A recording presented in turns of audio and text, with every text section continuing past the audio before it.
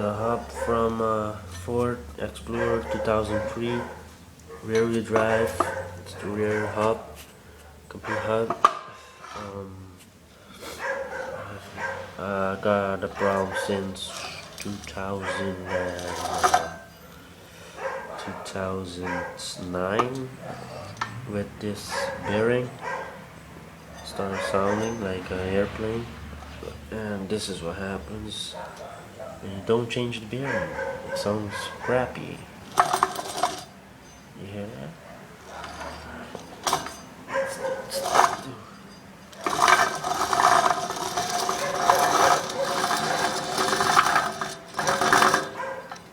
Yeah, sounds like shit.